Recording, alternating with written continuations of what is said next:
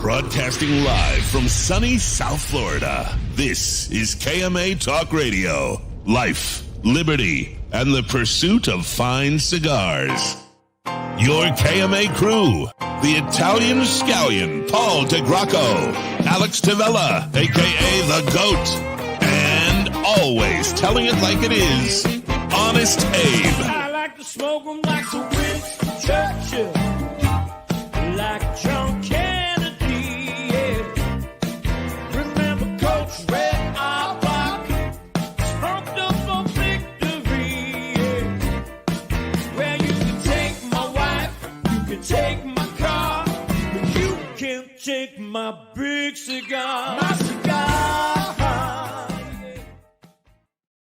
Good morning to all our loyal listeners, libertarians, and lovers of the leaf. I'm Honest Abe, bringing you to you this fine Saturday morning on Memorial Day weekend, KMA episode number 421, along with my trusty cohorts, the Italian scallion himself, Paul DeGracco, and none other than the GOAT, Alex, whose name I can't pronounce, Tavella.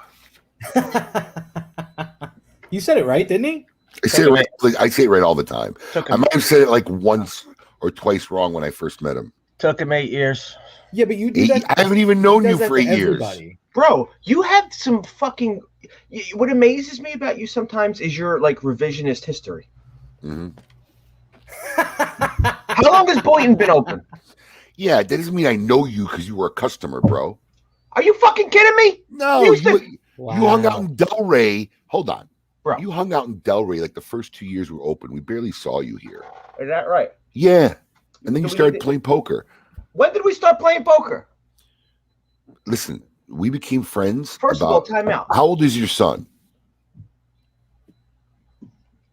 The age of my son is irrelevant. No, that's kind of when really we started becoming friends. That's fine. Because you were just somebody I knew.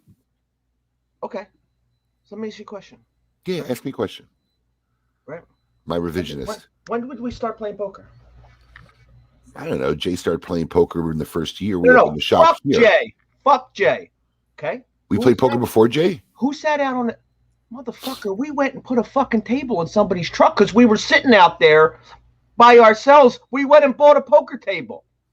When I opened the store.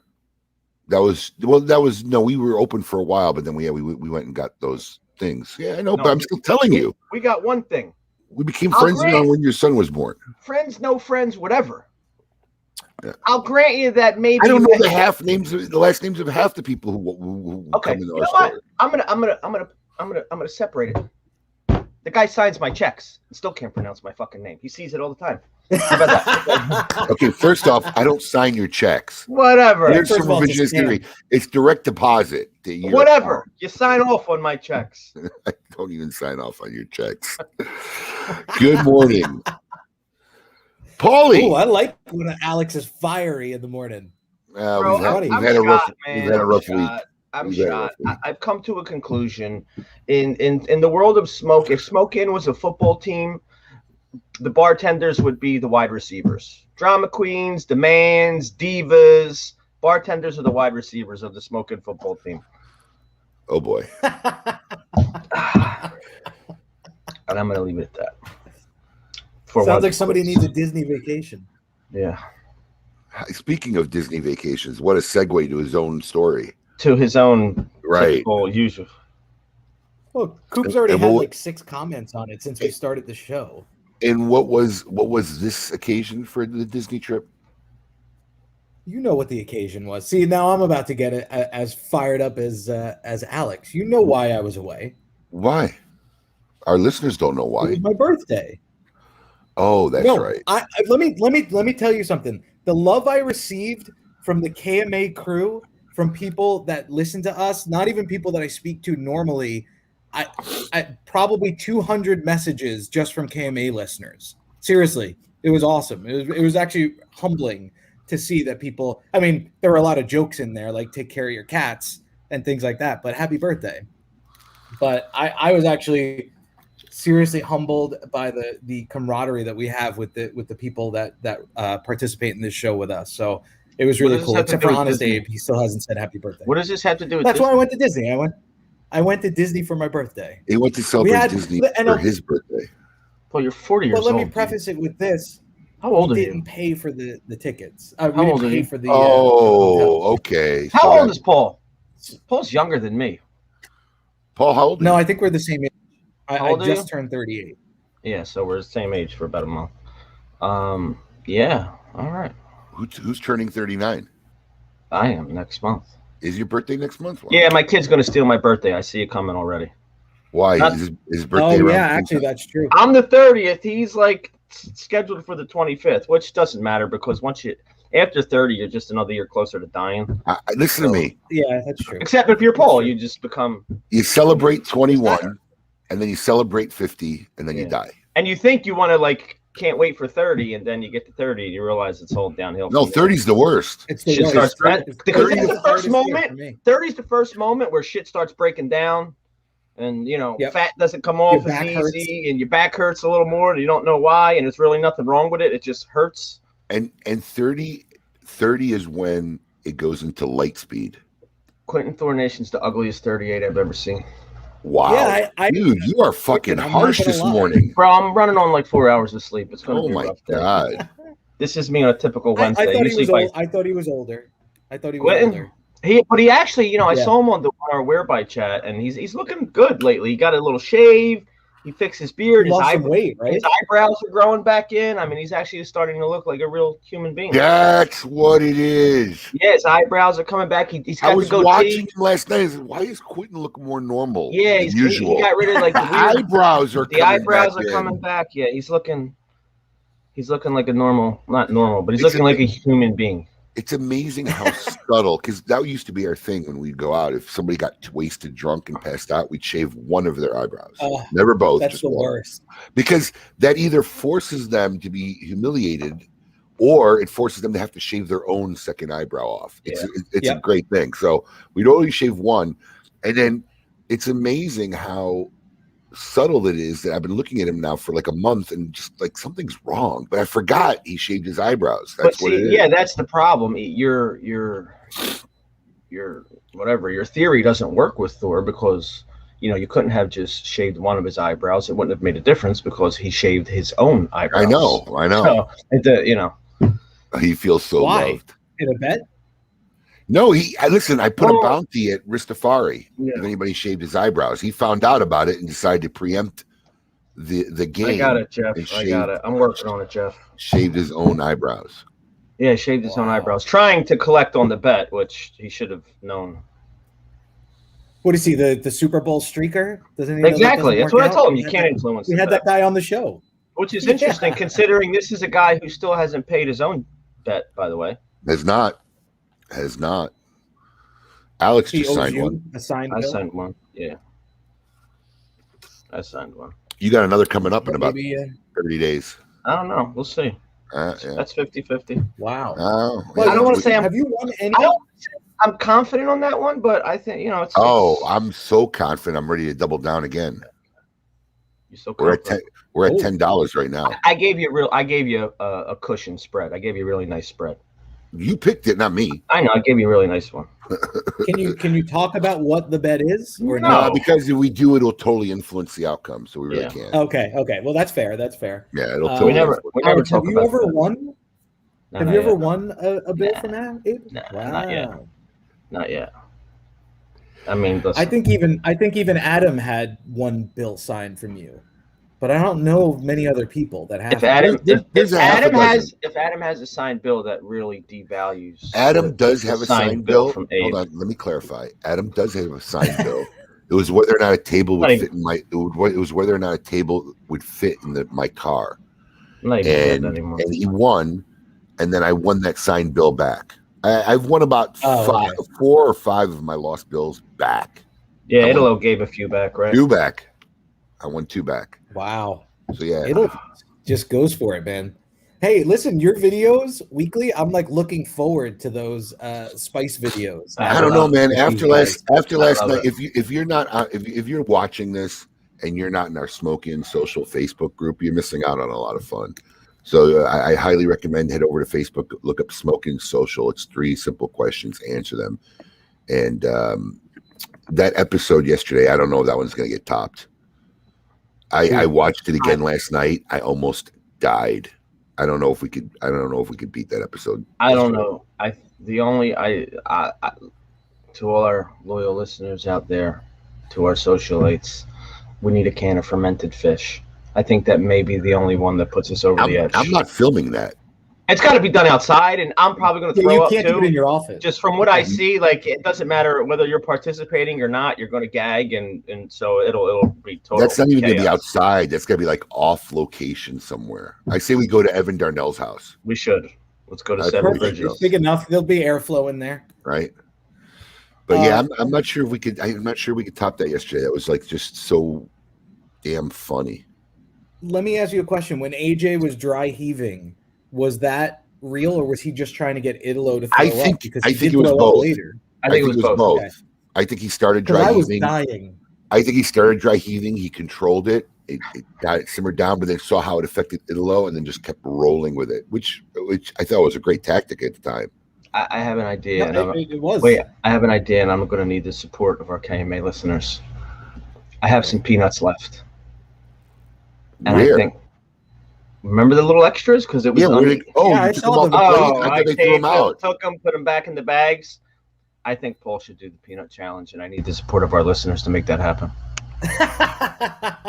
I will probably. I mean, I can handle heat, but not. I've never had any of those like. Well, I'll tell you, AJ type swore spice he was thing. going to be out at peanut number 2, and he lasted 5 minutes and 1 second before we started. You have all the leftover peanuts from all there's 5 like bags? 1, 2. Oh, you should just send them all to Paul. Let Paul do it. That's what I'm saying. Do you know which one which is which? Like, They're in the bag. Listen, I was ready. I was prepared. well, because here's the thing: I'm going to New York soon, so you got to get them to me soon. I say you put them I'll try all. them. I say you put them all in one bag. it'd only be like 5 peanuts. and Yeah, then do shoot them it all at one time. one time. Boom. Well, I'll tell you this: I'm confident that I can handle spicy food, but these are different, man. Like the way that Italo can't handle spice anyway, right? Or is that that's somebody else at your? No, at the store? Jeremy Labby is can't the handle worst. spice. He's the worst. Listen, Italo can't really handle spice either, but he just mentally he's not. No, he's better he's than got Jeremy. a game. Jeremy's the worst. It's gonna, that's. But Italo, while he's outside sweating, spitting, he's like, "Let's get the fish." Like he's Right. ready to do the next. That's what I'm one. saying. Italo's up for a challenge. Our gung-ho for a fans challenge. out there thinking like we're torturing these guys. These guys are nuts. These guys are nuts. I mean, like literally. Oh my god! Yeah, oh yeah. Jeff Walsh Yeah. wants to do it. I mean, listen, he can Jeff just Walsh. do it. That's fine. Go ahead, Jeff. What are we playing for, Jeff? What are respect. we playing for? Glory. Listen, I did you try one, Alex? No. You won't try one, I assume. Well, I mean, I have to coordinate the. So that's why you have to be the Yeah. management. That's right. I would try one, but I can't promise that I can continue after. If No, one, it's knocks like me out, 5 I'm not- peanuts. Just straight shoot them. Boom. Because honestly, they were eating like 4 or 5 peanuts a piece. I got like 1 left of each. Just shoot all 5. I saw. I'm terrified of it. And plus, I'm gonna be, housebound for the next 48 hours after that. Why? Nah. I want to see what the after effects are like once they've worked their way through their system. Gary's here. Gary's. Yeah, he's like, as soon as I was driving home, I was fine. Yeah. But he had to throw it up. That's why yeah. Gary. That's why Gary suffered the most. Gary didn't want to throw up. The other 2 guys threw up, got it out of their system. Gary didn't want to throw up, and he was out there lying on the floor, suffering. And then he finally got it out of his stomach, and he was fine. Yeah, there's no. I don't want to. My favorite moment is so AJ starts hurling. Now, due to AJ hurling, Italo starts getting ready to hurl. And all Italo knows is he's got to get away from AJ. He can't look at him. He can't turn around. And he starts heading dead on straight towards Abe and his desk, gagging. And Abe's like, turn around. Yeah, where are you facing? He was set it straight because AJ was behind him and he couldn't stay turned around. Or he would have threw up right in the office. Oh my god. If you haven't seen it, check it out on the Smoke Inn social page. It was I saw it pop up and I was like, damn it, I wish I saw it live. It was hilarious. I texted Alex right away. I was like, AJ's got to do more of these. Yeah. So curious on your trip to Disney, how was it? Was it pretty much like kind of like back to normal or? Not crowd wise. People are complaining about the crowds, but it was. Wait, they're complaining that there's too many people? Yeah, it's way more crowded than it was in the beginning when they first opened up during the But pandemic. not near like normal crowds. No, it was perfectly fine. If I can stand and like spin around with my arms out and have my kids walk without worrying about them getting trampled, it's not crowded, and it was not that bad. There were people there at the Magic Kingdom when we went, but not anything bad. I think the longest wait time we saw was 30 minutes. It was that you don't have to wear masks outside now, but you do have to wear masks when you're in line inside. So if you're in a building or on a ride, 30 minutes to wait for a ride. That's low for a Disney that's way ride. low. I've never been to low. Disney. I don't like to wait for a red light, let alone Even Well, no, so we minutes. usually do the fast pass. Yeah, but the fast pass only gets you like 5 rides or 3 rides. It's like a limit. You can't fast There pass is everything. There is a VIP fast pass that many people don't know about, but I've heard about that. I've I had a never done friend. it. I had a friend that done it. Literally, you get like a tour guide that's just like, "Come on in," and everybody stares at you. That's a VIP tour guide. hate you and can also, but you can also just buy through their VIP concierge. You can buy a fast pass for each individual, but it's like $5,000. It makes right, no sense. yeah. Man, it's ridiculous. But for the uber rich, when they go, when celebrities go, they still pay. Like they pay the tour. They have to pay for a VIP tour guide. They take them around back and they load them onto rides and things like that. But we usually use fast pass, Alex, and then maybe you go wait on a shorter line. You wait 15 minutes and you did a fast pass for something else. By the time you get off that ride, you walk over and just walk on. Maybe there's a minimal wait just because the other people coming on for fast pass. But I like the atmosphere too. I can go to the park and not go on a ride. But that's just me. You like the atmosphere. You like the atmosphere of castles and princesses and. No, not necessarily of the Magic. The Magic Kingdom's not exactly my favorite park. I really like Epcot, but it's like a false reality. It's a like your everyday life. Yeah, it's a utopia. Dude, let me tell you something. You couldn't last a day in my shoes the way that I live right now. Well, yeah, because I wouldn't let that reality exist. That's the difference. I would have altered the course of that reality from the onset. I listen, looking back. All right, we have a special guest today, an old friend. Yes. Someone who's been in the industry, has a long history in the industry. In fact, it might be longer than mine. Before we get in our Meet Your Maker, though, I do want to talk about one of our fellow socialites. We all talk about what's going on with COVID, and I myself and many of us here have lost friends and loved ones to COVID. And while Koo was in our headquarters earlier this week, he had mentioned to us that one of our fellow socialites, Scott Alexander Cunias, was really battling and losing, struggling with his battle with COVID. And I read late last night that he had lost his fight and he has moved on, and there's another soul too early that has left us. I said it in our social Facebook group. I didn't have the honor of really knowing him formally, but everything I've heard about him has been great things, and that he was a fellow retailer. He used to be a retailer, and he belonged to our group. So anytime, for me as a retailer, when someone who was a retailer or is a retailer wants to belong to our social group, I always find it an honor. And we're just going to take a moment of silence and prayers for his family before we break into our Meet Your Maker moment here.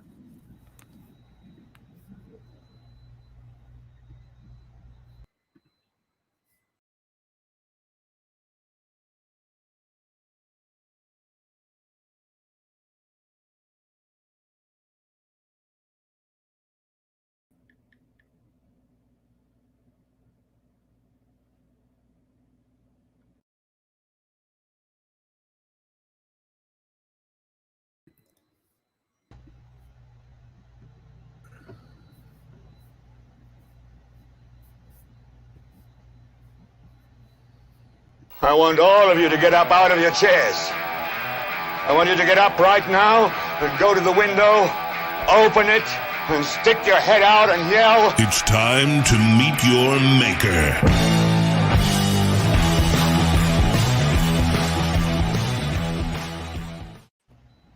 And now joining us live from Key Largo, where he's enjoying the good life for the holiday weekend, Mr. Eddie Ortega. Eddie, welcome to KMA Talk Radio again.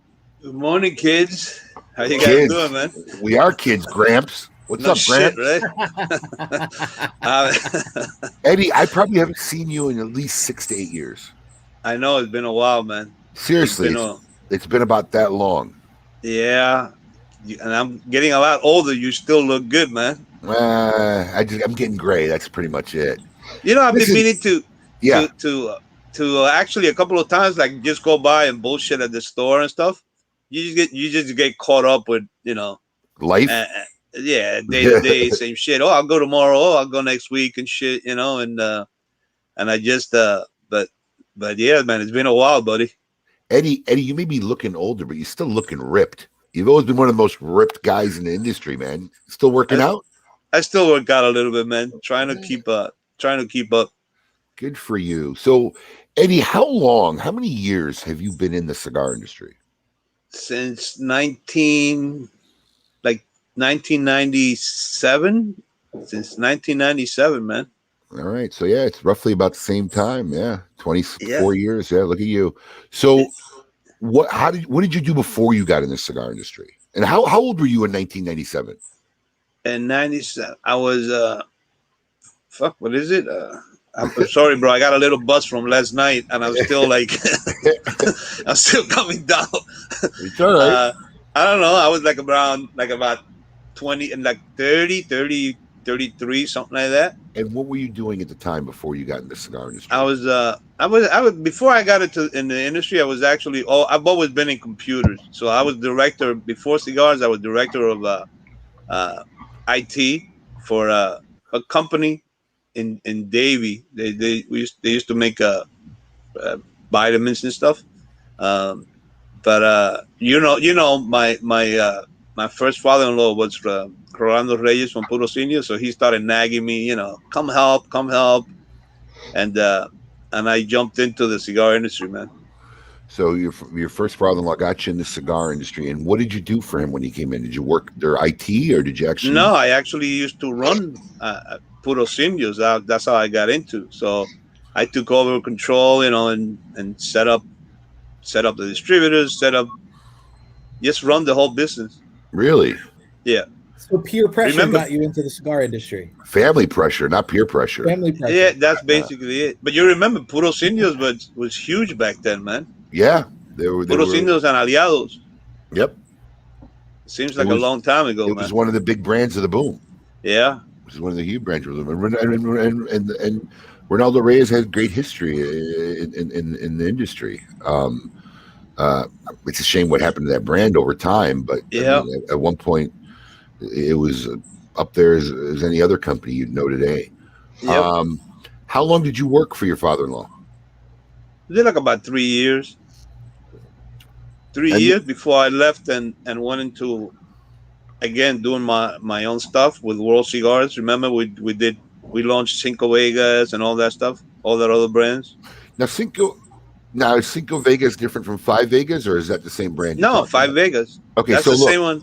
The same one that has a CI. Right, Five Vegas is a very, very well-known brand. It's a CI brand, and tell us a little bit about that. What was your involvement with Five Vegas, the brand? Well, we launched the brand, and we had a World Cigar. We launched after I left Puro Seniors. We launched World Cigars. Okay, who's we? It was a consortium. The reason I left Puro Seniors is because there was a group of guys that got together and said, listen, why don't you just branch out, come on board with us and stuff. Let's form a company and launch our own brand. So we did just that. I mean, it's always worked. I don't know. I think most of my life I've actually been on my own, either working on my own as a subcontractor or it's independent. So it's always, for me, it's always been hard, like working for somebody. So I say, let's give it a shot, man. So we started World Cigars. That's when we launched Five Vegas and all those other brands. And then what happened? Did Cigars International just acquire that company, or what happened?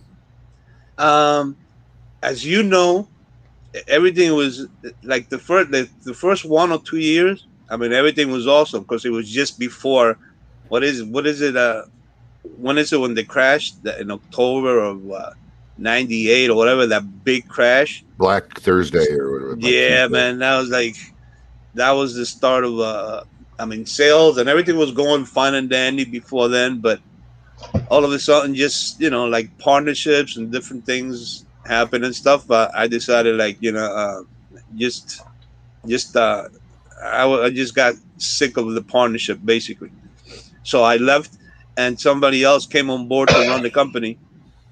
And like that lasted for like about a year, and when the company folded, somehow one way or another, CI either purchased the brands or the inventory, something like that happened. I was out of the loop by then. Right. They probably just half the time they acquire the labels, the brands, Yeah, and they that's end up it. making it themselves. So when you left, where did you go? I moved up to Deerfield, and I ran Real Smokers. And that's where I first heard of you. Yeah, And that's it's really funny. Tell us a little bit about Real Smokers, because I remember when I got in this business. You got to remember, I don't know if you ever saw the first DeQuesta store. It was 900 square feet. It was a little rink. Yeah. It's about the size. It's about the size of the office we have here now. But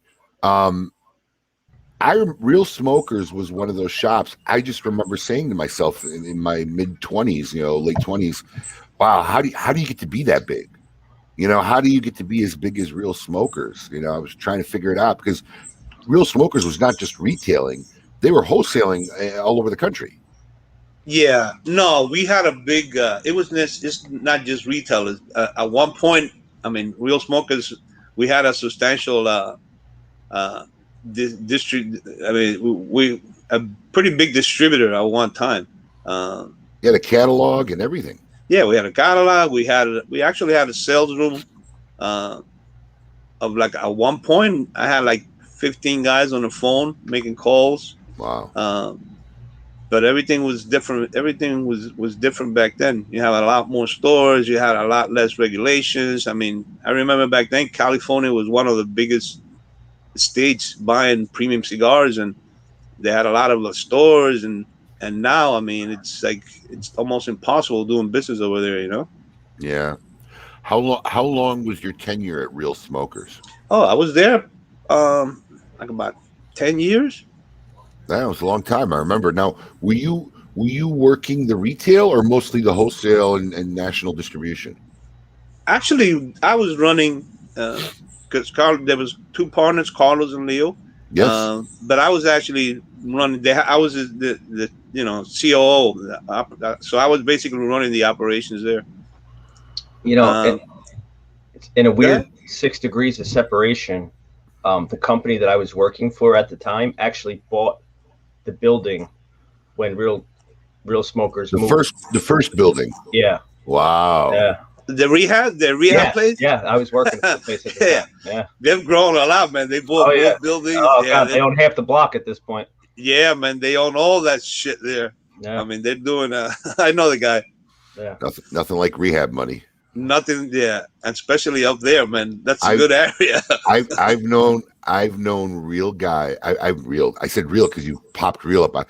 I've known guys since I moved to Florida who barely were making car payments who have gone to private jets from getting in the rehab business. Oh yeah. Yeah. Seriously. Yeah. Insane. Yeah. So that was so you were running both the retail and the wholesale distribution. Yeah. The whole entity. Wow. 10 years. Yeah. That was a long time. It was a good 10 years. It was good. We did a lot of business back then, man. Are you still friends with Carlos? Oh yeah. Right now, basically I operate out of because he still have, he sold the old location, but a couple of blocks down, he still has the retail store. Has been there for a while. And I'm so close to him. We're like families and stuff. Right now I'm operating out of there. So I ship and I work out of, I have an office there. And plus I'm making all my stuff at his factory in Tacasa in Esteli. So been traveling down to the factory a lot and spending a lot of time doing blends and all that. So it's that's where he makes his brand. I forgot the name. It starts with a C. What's it called? Colt. Right? Colt. That's what it was. Colt and a bunch of other stuff. Yeah. Eddie is the guy. Is it Miguel? The guy that would roll right in the shop? Man, he died, bro. No. Yeah, like heart. He had cancer. Nobody even knew that he did, but he died like 6 months ago, I think. I gotta tell you, I love those cigars that he rolled. That was a big business. That was the number one cigar. They sold so many of those things. Yeah. That's old school. That's cool. I've said it before and I say it again. We get to the age when, when you're younger and you talk about somebody you haven't seen in a while. You're like, oh, I wonder what they're up to. Now we get to the age where we say we hope they're still alive. Yeah, no shit, bro. Ugh. We're getting there, man. We are getting there. So what after you left Real Cigars, Real Smokers, right, that's where we're going. Real Smokers, I'm sorry. After you left Real Smokers, what happens then, Eddie? That's when I hooked up with Eric, and we started United. How did you meet Eric? Just coming in the store selling. He used to cigars? come in. Yeah, he used to come in selling. He used to come into as a broker. Right? Yeah, he was a broker back then, so he used to come in, and then we became good friends and stuff, And then we started United, but I mean, and that lasted many years. Who was the first? Whose idea was it first to break out and start United? Whose idea? Yeah, I mean, you guys are talking. Your friends. Somebody says, "Hey, who said it?" Somebody says, "You want to go start our own brand?" Who said it? How did that happen? What was the genesis of just bullshit? Just bullshitting again. I mean, we always wanted to have our own brands. I've always been like, I like building stuff, and I enjoy, I don't mind spending time building companies or a product or whatever. Even those brands like Cinco Vegas and stuff. At one point, before World Cigars closed, Hector, which was they made the CEO of World Cigars like for the last year, he came up to Real Smokers and he goes, "Hey guys, listen, Eddie, you started the brand, why don't you guys buy all the inventory, you keep the brands, you can even pay us back. You sell the inventory, then once you sell the inventory, just pay us back." But the guys at Real Smokers weren't interested in building or having any brands, so that ended up going somewhere else. But I think Eric and myself got together because we were both, he was a broker and I was a Real Smokers and stuff, and we just said, you know what, man, why don't we just do our own stuff, and we became really good friends. Now I remember, and I can't remember if you were involved at the time with him or this is what his kind of first attempt, but were you involved when Eric made X? Yeah. Okay, so that was both of your first project then, right? That was the first project, and so they came out with this brand. It was just called X. It was a black box. Well, that wasn't because we didn't back then. We weren't even like we want to know. It's not like we went out and looked at products or whatever and try to get basic ideas. You know how that brand came to be? I was walking into what's that computer place that went out of business, the big one, Comp USA, and they had just launched the Apple X, the Leopard, I think the Leopard operating system, and OS 10. Basically it was a black box with an X on it, and I go, man, that looks awesome. I went back, I told Eric, we didn't even think about anything else. We go, man, that's a cool packaging. And it wasn't a good idea. How long was that brand on the market? Man, not too long. What happened? Long, man. What happened? But no, why you even want to go? Because there's nothing wrong with it. It's history. Listen to me.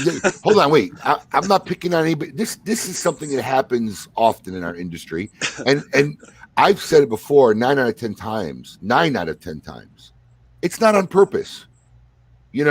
We when we do stuff, we're not conscious of every other thing out there, how other people may perceive it and how other people see it.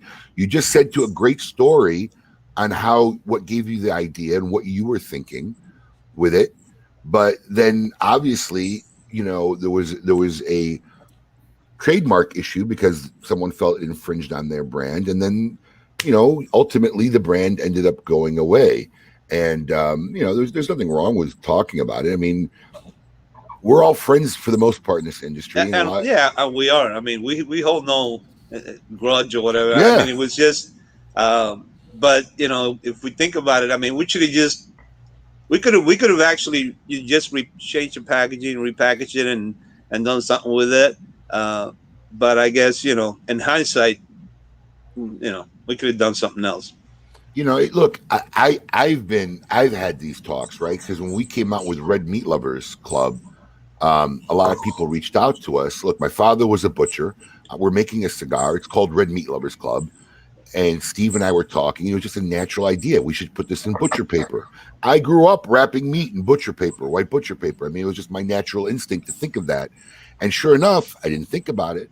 I didn't get a problem. I got a text, because Pete Johnson has the pork tenderloin that he wraps in butcher paper. But you have to understand, I might have seen one pork tenderloin or two pork tenderloins in my 25 years in this business. It's not like it's right. They're not a regular production. Yeah, line. It's not like it's in the forefront of my mind when we thought about this. Right.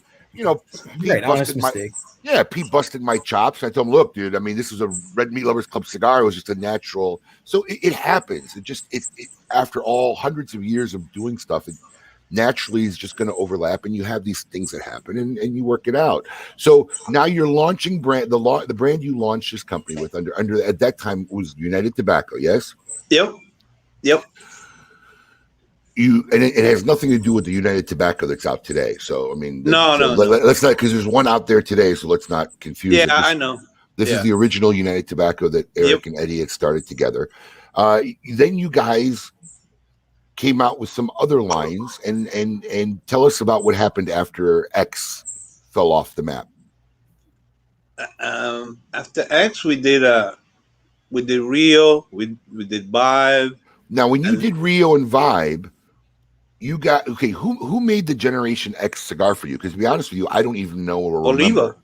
Okay, Oliva. So Oliva Cigars made the Generation X for you.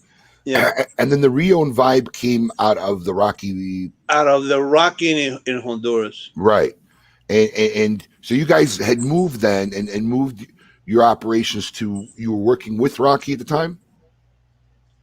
He was doing your fulfillment, wasn't he, or was he just making the cigars? No. That's way before all that happened. Like the Rio and Vibe, we launched it. We were in. It's just like a side project that Rocky did for us, and then we found we started working with Pepin. I think Eric was the one that initially made the first.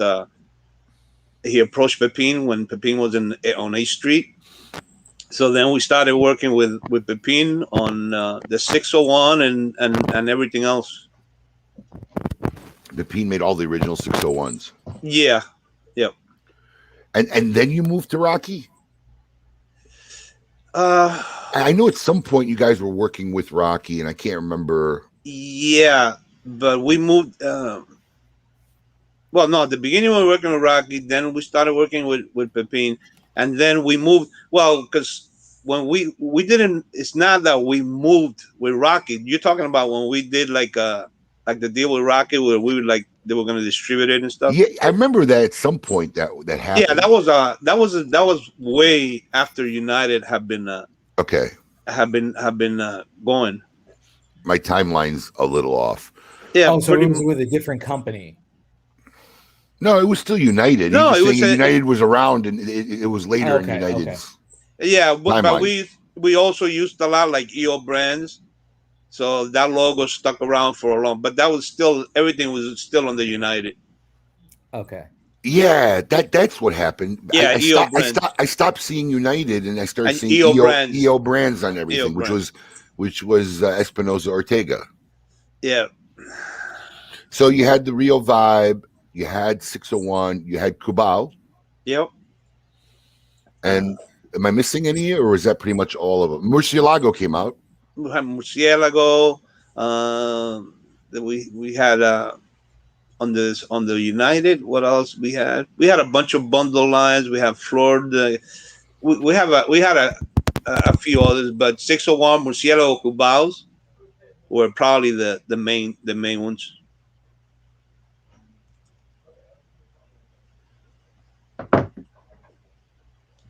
Abe, I think you muted yourself most likely. Me?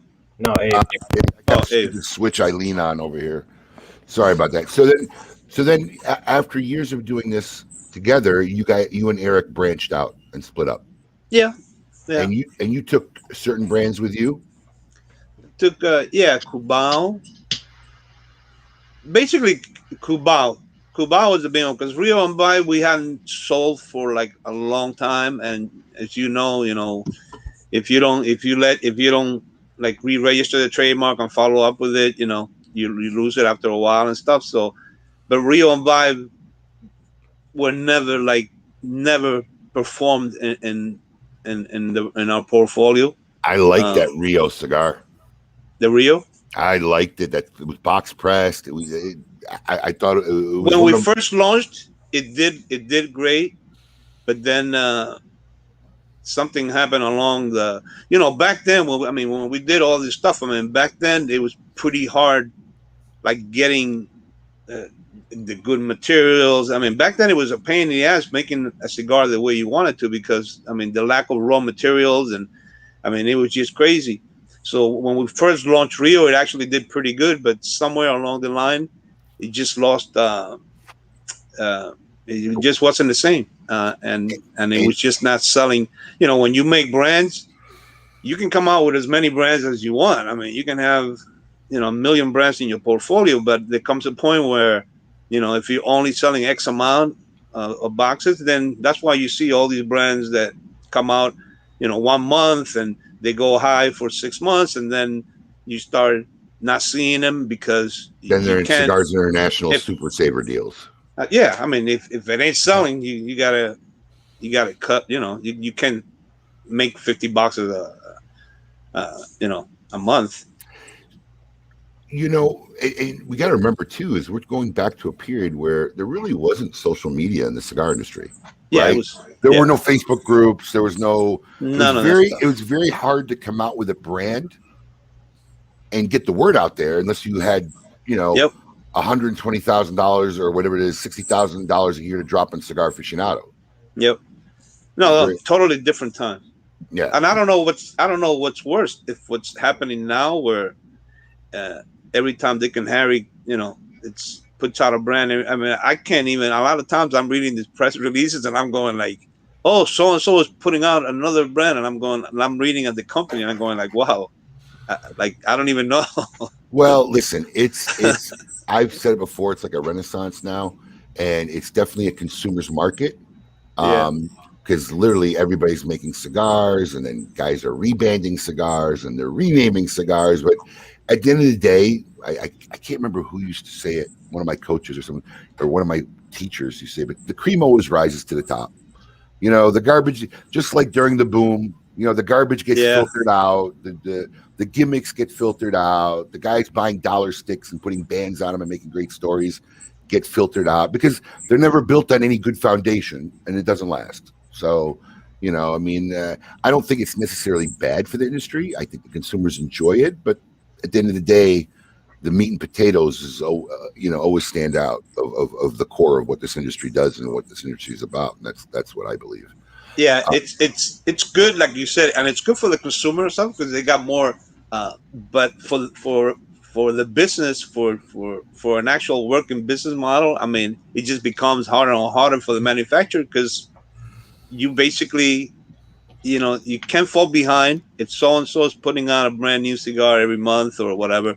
Because like during the last year of when I was doing Ortega, it's like I put out a brand today and then start doing the shows, traveling around, and a week later, the people are asking me, like Eddie, what's new? And I'm going, wow. This is new, man. I just put this out. No, but you doing anything else? And I'm going like, wow. So it becomes like you're churning brands. It's not like you're building. It's very hard to build brands today. It's very hard. Very hard. Production, it's very hard, man. Packaging. It's just hard because the lifespan of. Is it because consumers lose interest? Like they want to know, they want the new best thing. So look, here's my opinion. What happened, Eddie? You've been in the business as long as me, and you can tell me, right? So brands were built a certain way in the past, right? Kind of like you build a house, you build a foundation, and whatever, and then limited editions got in, and a lot of them were legitimate limited editions, that were made and for certain reasons. And then the craze of limited editions started to be felt, right? And I believe that if you really make something limited or limited edition, that's a good thing. You want to make special stuff, but then it just started getting abused. And then people started to realize that they could just make brands, or they could buy cigars for $1 a stick, $1.50 a stick. Before S-Chip, buying a cigar for $1 was very common. S-Chip added 50 cents right on top of it right there. But, getting a stick for $1.50, $2, then creating some awesome story, putting a band on it, and consumers ate it up. And now it's kind of like the cigar industry become like the sneaker market, where it's like the next drop, the next thing. Yeah. And, look, it waters down it as always. And some of the people and some of the reputable companies stay true and really work the art and the craft. And there's a lot of guys who take advantage of it. And, it's up to the consumers to figure stuff out along the way. And they do, and they typically do. And they know the guys who really work it. I don't want to mention any names because I know I'll forget some of the guys, but the majority of these hardcore, I'll forget. They say, why didn't you mention my name? But the majority of the hardcore real manufacturers, you're known out there. They're working it, and they're working it like an art. And the rest are just trying to generate revenue.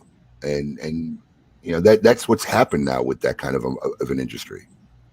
Yeah, it's and it's a lot of marketing. That's all I can say. I mean, this is not a cigar. Is not like an iPhone or some electronic equipment where you're changing the CPU or you're changing like some crazy ass component that's brand new in the market. A cigar basically is, leaf, and there's only so much that you can make different. I mean, it's not that every time you come out with a cigar, you're reinventing the blend. I mean, it's the tobacco's coming, from the same farms. It's coming, so it's pretty hard to like find a farm that has a couple of tobacco trees growing, plants growing, and nobody has seen before, nobody's touched before, nobody's smelled before, and it's like so unique that you can make a limited release. But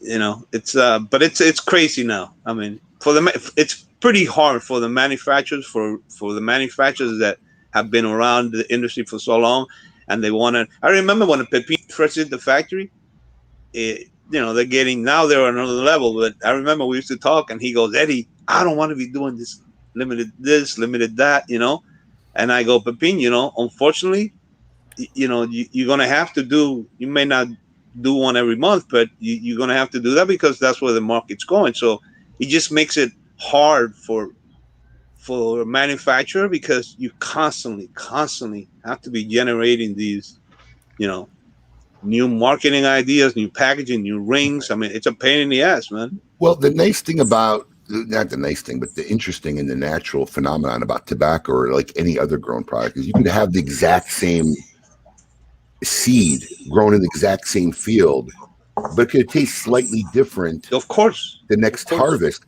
And I use an example of like fruits. Like, you go to the store, and if you like Granny Smith apples, and I've used this before, there are times where they taste better than other times. There are times where navel oranges, this is a great batch. Absolutely. But you still know it's a Granny Smith apple, even when it doesn't taste as good.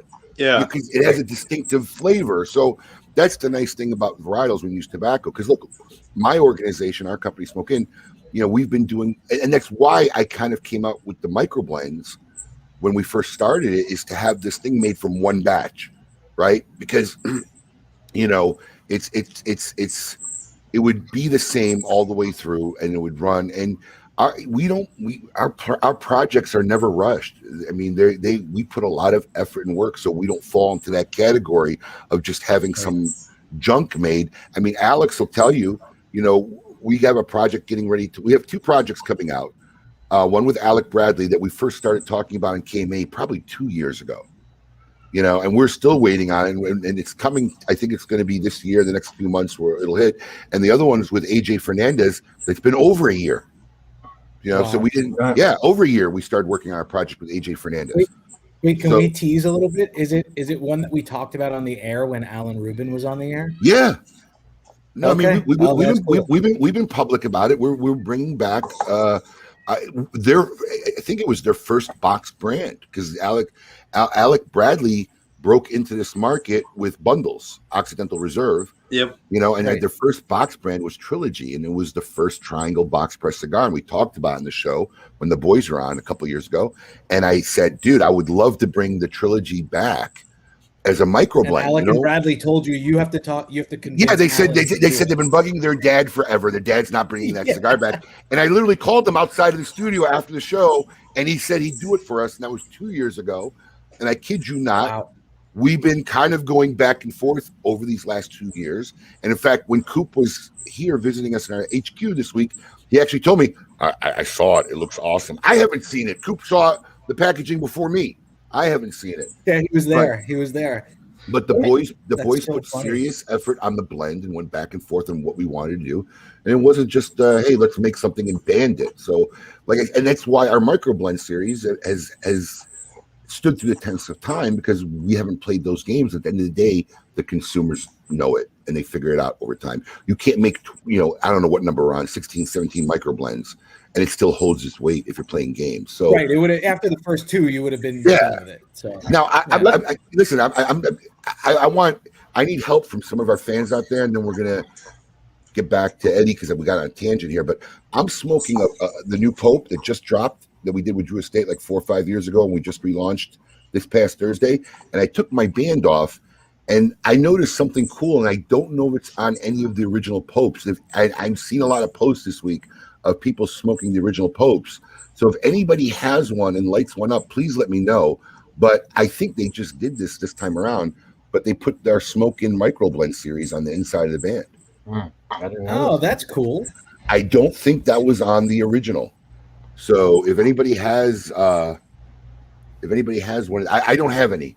So if anybody has any lying around and they end up lighting one up, or they have a band left over from a cigar they smoked in the last couple of days, take a look at the back. Let me know if that was on the original, because I don't remember it being on the original. Was 2015. 15. Yeah, that was 6 years ago. Yeah, 6 years ago. I want to ask you guys a question. So I got into the retail business 3 years ago. And to me, it seems like right now there's two kinds of customers that walk into the shop. There are the guys that pretty much smoke what they smoke, 2, 3, maybe 4 brands. They'll branch out once in a while if they trust a guy at the register to tell, hey, you'll like this. It's in your wheelhouse. There's those guys, but essentially buy what they buy. And then there's the other guys that just want to know what's new. Doesn't matter what it is. If it's new, they want it. Has it always been that way? Mm-mm. It hasn't. There was because you have to remember, it's not the consumers that's changed. See, this is where people get confused. I think the consumers changed. Listen, that's not just, and Eddie, you could chime in when if you disagree, but that's not just in cigars. That's in it's in a lot of things we do. One of my kids goes to a restaurant and orders the same type of stuff, a pasta seafood dish. And I say to her, I said, why don't you order something else? I mean, you have this, what's the fun of going out if you order? And one of my other kids says, Dad, pick me out something cool. Always wants something maybe she hadn't had before and whatever. So I think that's just generally how human beings are. But it wasn't the consumers that changed. It was and Eddie, you're a manufacturer, so if you want to disagree, let me know. But it was the manufacturers who changed this. Okay, so when I first got in this business, I kid you not, we had all glass in the front of the store, and I could see Mr. So-and-so pull up in his car. I would walk into the humidor, grab his box, and have it on the counter before he got to the front door of my shop, because guys bought the same thing. But what changed was, early on in my career, I'd go to trade shows. There wasn't this need to have a new line launch every trade show. The majority of the time, you got a line extension. Hey, we just added 2 new sizes to this line that we already have. Yeah. Right. Mm-hmm. And maybe once every 2 or 3 years, hey, we're making a new brand. Because if you look at the Fuente and Padron model, that's what this whole cigar industry was early on. Yep. Right.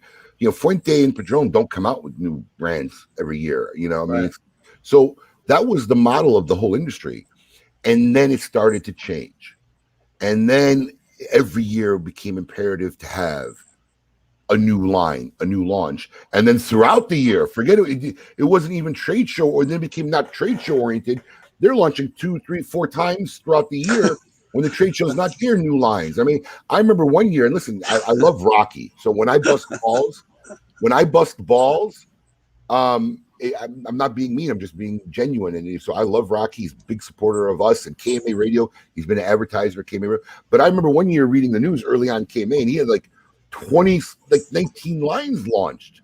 And I'm like, holy cow. It was like an insane year at the trade show. It had nothing to do with FDA. This is way before. It wasn't any trademark. He had like in double digits of new lines coming out that year. It was just insane. So that's what I believe changed the consumer mentality, because now I really couldn't tell you what to give some of my regulars who walk through the door. They got something different in their hand every time. Now, I do think that the majority of the consumers will smoke a core of what they regularly like, but they will always try this or try that. And maybe that core of what they regularly smoke will change from time to time. Something will drop out, something will come in. But that generation of, hey, I buy my box of Punch Rothschilds every 2 weeks, whatever, those guys are gone. Seldom see it anymore. That used to be when I first came in, that was the biggest seller right there. Remember the Punch Rothschild? Punch in the Hoyo, the 50 count boxes. That was huge seller, man. Now you don't even see that cigar anywhere. You know who used to buy that all the time from my shop? Bobby Orr. Bobby Orr? Mm-hmm. Bobby Orr had a locker in Tequesta, and he used to come in regularly and buy that Punch Rothschild. He loved that cigar. And when we were selling it back then, it was $3.25, $3. Yeah, like 3 and change. Yeah, like it was 3 a and change. $3.25 cigar for a Punch 50 count box of Punch Rothschilds. I just think nowadays the consumer is just. I think that whole new shit got started actually not even by cigar makers, but by cell manufacturers like Apple, Samsung. Like every fucking quarter, they're pushing a new phone. So people get caught up in this shit. Oh, I need a new phone. Who the fuck needs a new phone every 3 months? I mean, I swap out my phone like every 3 or 4 years. I'm the same way. I usually skip a generation or two before I get the new one.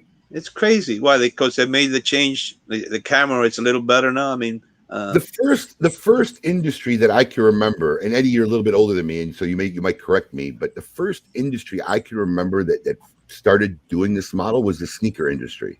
All right, Jordan. Yeah, sneaker was. Yeah, yes, that was the first industry that I saw. But then it went to everything. It went to beers. It went to, seasonal, limited releases. It just went to everything. But I think the sneaker market was the first market that I could recall, and someone can correct me if I'm wrong, that kind of had this waiting for the next release. I remember growing up, guys waiting in line to buy the new Jordans, like hours. Like, what? I didn't even get it back then. Yeah, and back then, while we were growing up, there was always like brand loyalties and stuff. Like you walk somewhere and you see a Sony TV, or you were looking for a TV or appliance.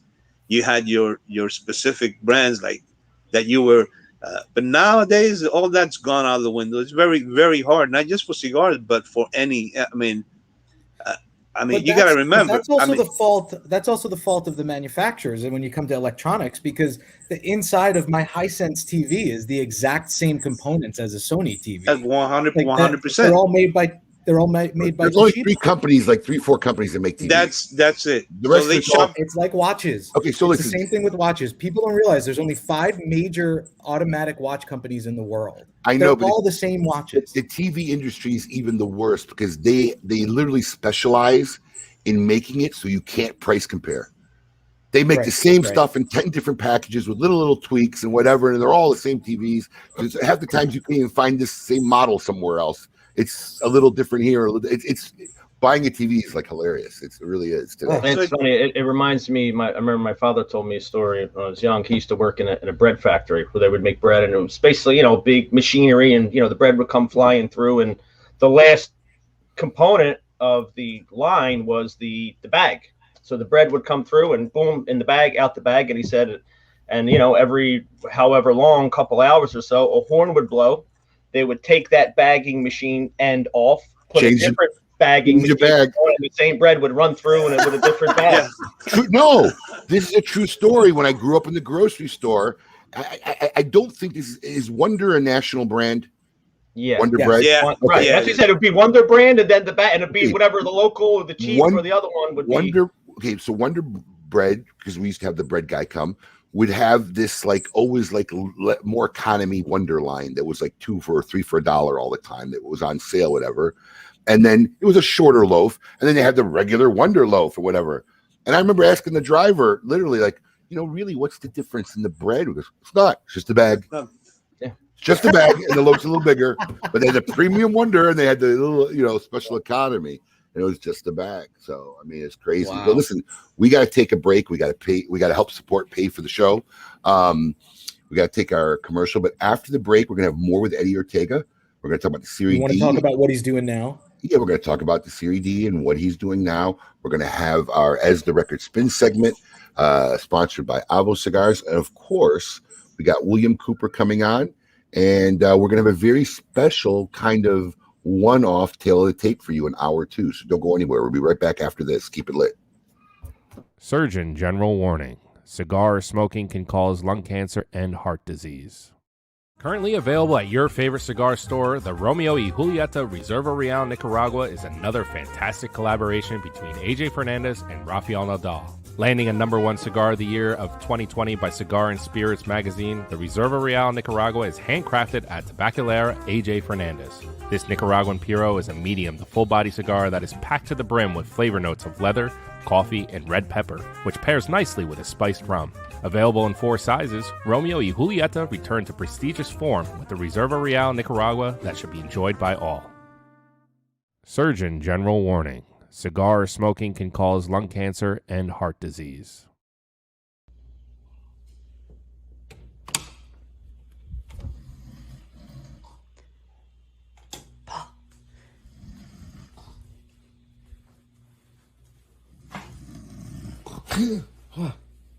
Commercial time. Oh, God. Oh, how nice to see you here when I'm sleeping. Honest Abe likes originality. He doesn't like repeats.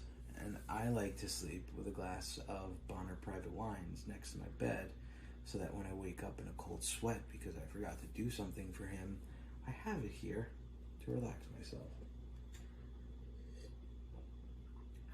It really is good wine. See, Bonner Private Wines is a partner with KMA Talk Radio, and that means they're a partner with you. You can try any of their wines by going to KMAWines.com. You can try their 3-pack wine sampler. You can also try one of my favorites, Sunal. It's from the 3rd highest vineyard, altitude-wise, in the world, 8,950 feet. And it's delicious, goes well with a great cigar. So check it out. And I'm going to go back to sleep, and hopefully Abe will not yell at me today. But first I'm going to finish this. Okay, you guys can go now. Okay. You don't see the teddy bear, right?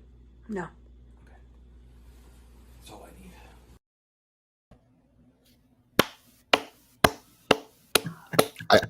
I got to tell you, dude, I love Steph. She's the best. I just sent her.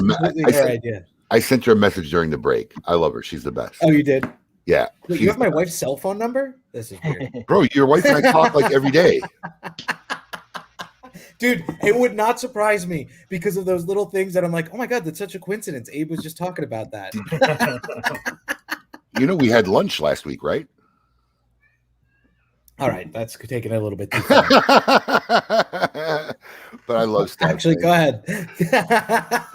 She's the best. Yeah, that was all her idea. That was all her idea. That was good. But yeah.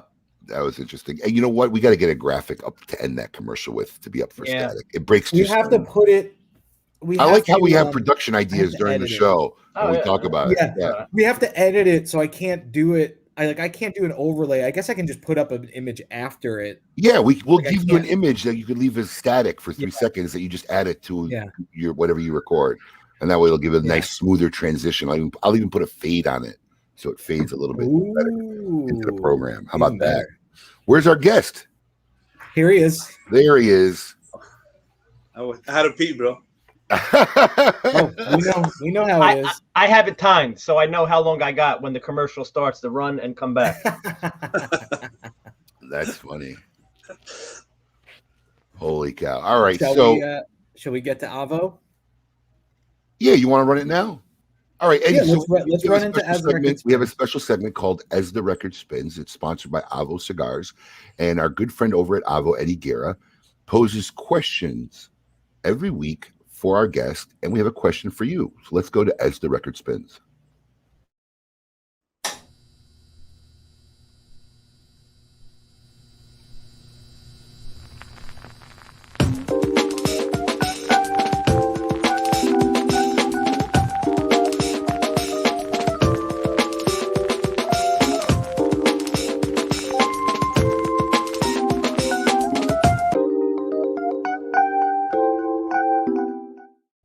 All right, Eddie, here we go. Here's our question from our friend Eddie Guerra over at Avo Cigars for our As the Record Spins segment by Avo Cigars.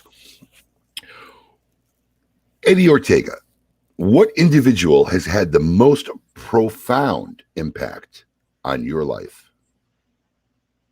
That's a big question. Yeah, it is. That's a big question. That's a big question for anybody. And it's very hard when you got to pick just one, because I know myself personally, I've had a lot of guys who had a impact on my life. Yeah. I don't know. I really wouldn't be able to say, one. Well, who was the first that came to your mind? Let's put it that way. Pepin might have been one. I can't. Unfortunately, I wish I could say my dad, but my dad split when I was 9, and wow, I saw him back again once before he died when I was like 30. So, but besides him, I mean, it's just many. I can't really. Fortunately for me, I've had a lot of good people around me, like all my life, where everybody has actually, somehow molded me into the way I've turned out. From my my captain in the Marines when I was to my gunnery sergeant, who was my leader where I was at. I mean, so for me, that's not. I can't. I don't. Not one specific person comes to mind where I can say. It's just been a group of individuals that I've been fortunate enough to been, that I had them in my life. So, but I can't say one specific. All right. Well, that's fair. Do you want to name a few guys while you have your chance? Well, Eric. Oh, wow. Even Rocky. I mean, I'm really have a good friendship with Rocky for the longest time. I mean, even Carlos from Real Smokers that I'm with now. But it's just many, man. And I'm very, very glad that I've had the friendships. Well, while we have the chance, especially on this weekend, everybody here at KMA wants to thank you for your service, my friend. Yes, absolutely. Oh, no, thank you. Absolutely. All right. Well, there you have it. As the Record Spins by Eddie Ortega. Now, let's... Hold on 1 second. Before we get to that, I have proof that the first Pope Microblend series did have it. It did have it. Well, there you go. Was that sent to you by AJ? I got that from AJ Smokes. Yeah, there you go. So it was there. I never noticed. Kudos to Drew Estate. Cool. Thank you very much. Look at the age on that band. Yeah. That's an OG.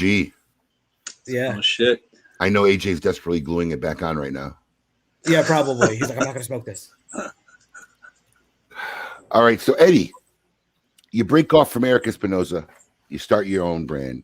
And we didn't break off. You split up. I mean, you parted ways. We parted ways. I did not mean in a bad way. I meant like literally you broke off. You split up. You went different ways. And you come out with the Series D. Okay. Yep. Which at that time wasn't popular. A 10-count box, which I thought was brilliant. And you had a very small footprint on the shelf. It made for easy box sales. Tell us about the genesis of that brand. How did you come up with the name Series D? What made you choose it?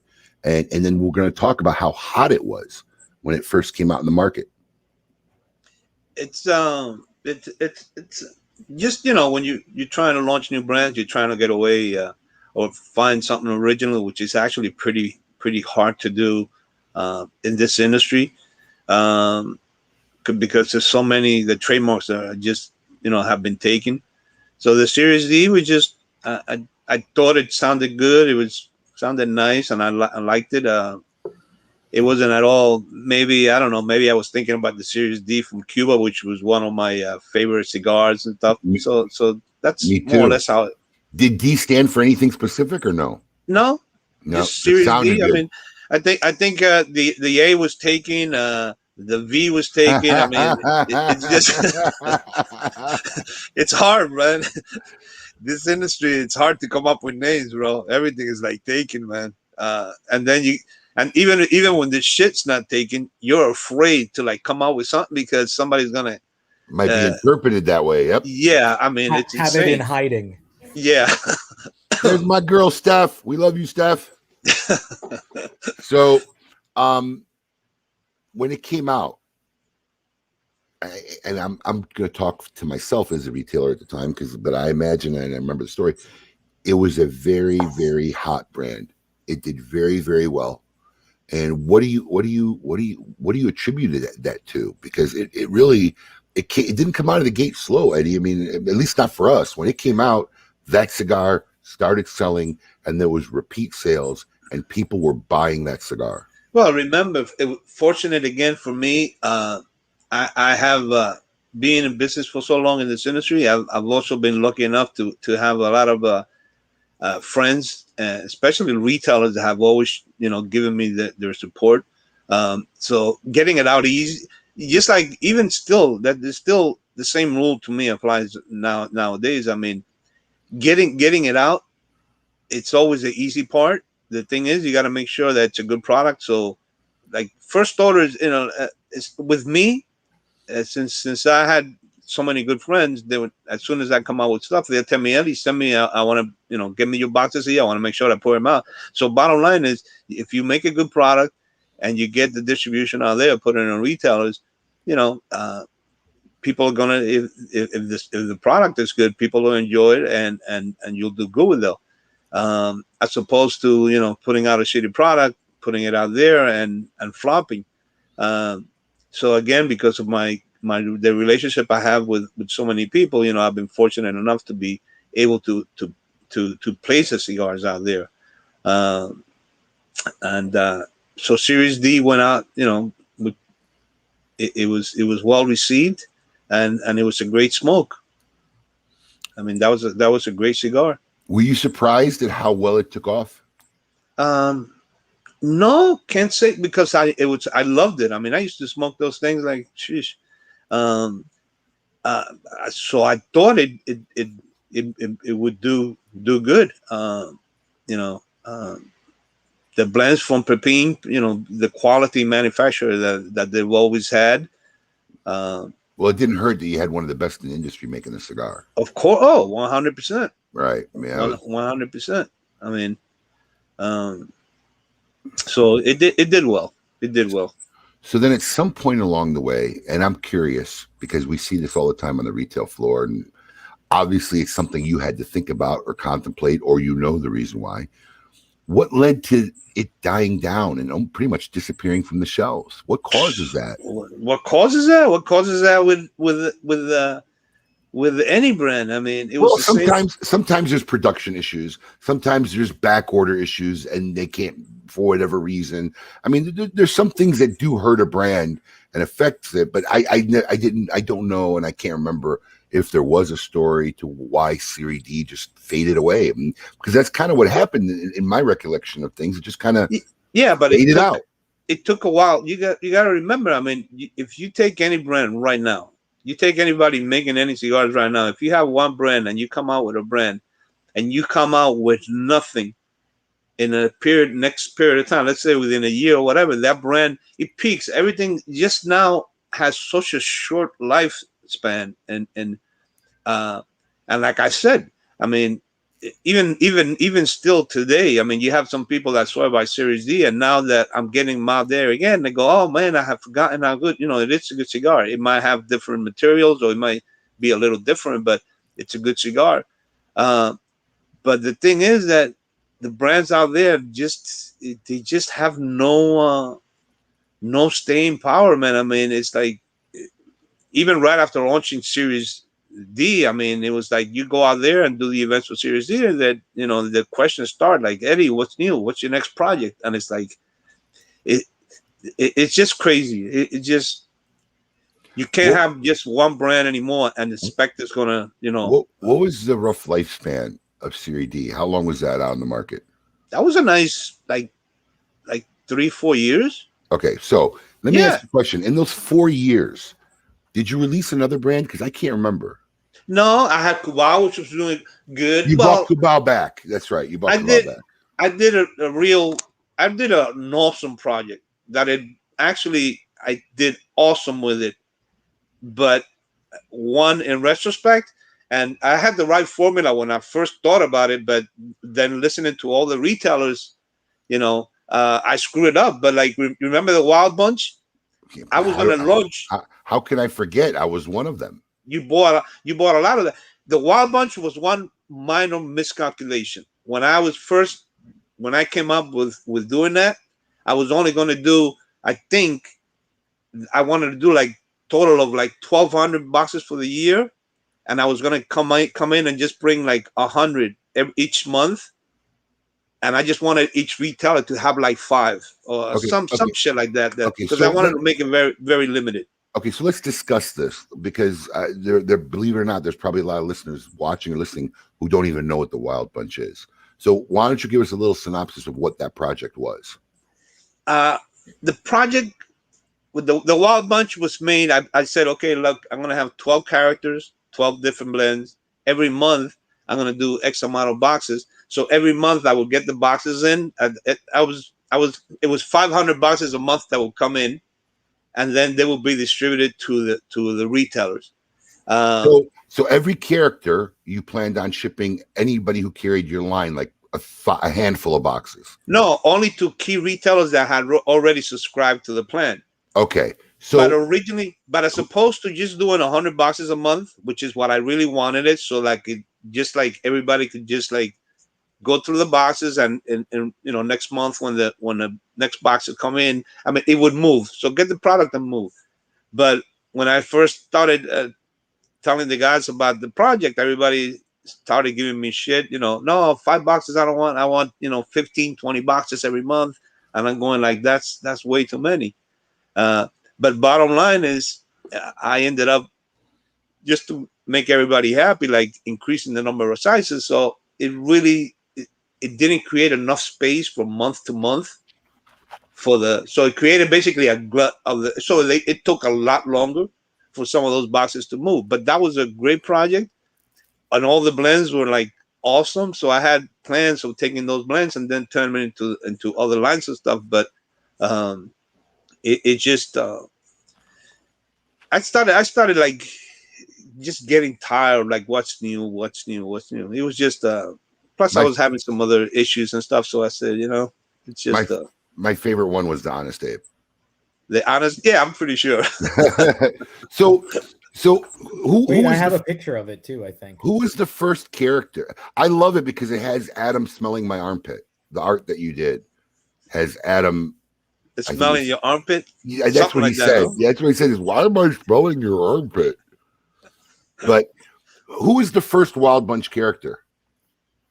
The first one? Do you remember? I forgot January. Who was January? Oh, that's the front. But on the side, there's Lady M, or on in the inside cover of the box. I can't remember. But Lady M and Adam, who were co-hosts, were actually either on that band or on the inside art cover of the box. Big John, William Cooper with the answer. Big John was Big John. Big John was a. And wasn't Island Jim one of them? Island Jim was, I think, September. Yeah, Island Jim is done well with that. He's using that name and stuff, but he's done well with it. Now, you had 12 characters. Were they all retailers? A couple of them weren't. Were they consumers? Were they manufacturers? Who were consumers or retailer? It was a mix. Some consumers and some retailer. Like Island Jim, like Jimmy. Well, Jimmy had the store in Pittsburgh. Right. It was quite a nice project, man. I had fun with that. No, that was an interesting series. You sold a lot of those boxes. I think you called me up with whatever you had left, and we took them all at the time. We took them all. You sold a lot of those boxes. I don't know. There might be still some Wild Bunch left. We are so overlapped in where we have our inventory right now and where stuff is between our various storage areas and humidors and whatnot. You know, we're dying. Like Alex will tell you, we're literally dying to get this warehouse open. So we're looking at the end of June, early July. So hopefully we'll get our warehouse open. And I guarantee you, we're going to end up finding a lot. You're on mute, Alex. I'm pretty sure there are some in the back. I guarantee you, we're going to end up finding a lot of gems like the Wild Bunch and stuff like that when we start. What are you doing? Just like a big warehouse just for storage for all the stores? No, we're going to move all our shipping and e-commerce. There it is. See, Adam's smelling my armpit. Yeah, that's all. Yeah, he is. There it is. Wow, Lady M looking good in that picture. She is looking good. Still is, actually. Oh, yeah, she looks great. Her tummy's pretty big right now, getting ready to drop her second baby. So, Lady M is? Yep, she's having a baby. Oh, God. Oh, I hope she's not watching this. I think it's a girl. I think she's having another boy, I thought. I can't remember. Interestingly, that image is actually for sale for $69. Oh, what is that? Is that the art Neil Wallenberg? Was that? Yeah. Neil did that. Yeah, that's what it says. Yeah, Neil did that. Where is it? Is it a one-off for sale, or is he producing them for sale?